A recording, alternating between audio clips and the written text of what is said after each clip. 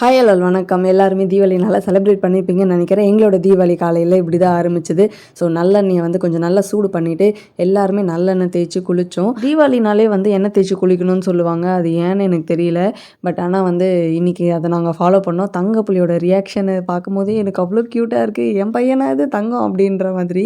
Obviously அவன் என் பையன் தான். தட்ஸ் வை இஸ் க்யூட் அப்படின்ட்டு நம்மளே நினச்சிக்க வேண்டியது. அண்ட் இதுதான் எங்களோட தீபாவளி ட்ரெஸ். காலையிலே வந்து ஆட்டுக்கால் சூப், கண்ணிலலாம் எண்ணெய் வந்து ஓப்பனே பண்ண முடியல. கண் அவ்வளோ எரிச்சல். லைட்டாக ஓப்பன் பண்ணி பார்த்து குடிச்சிட்டு இருந்தேன். தங்கப்புள்ள குளிச்சு ரெடி ஆகிட்டு இட்லி கால் குழம்பு சாப்பிட்டுட்டு நானும் தங்கப்புள்ளியும் தான் பட்டாசு வெடிக்க ஆரம்பித்தோம். விழுந்து வாரி எழுந்து அதுக்கப்புறம் பட்டாசை வெடித்தோம்.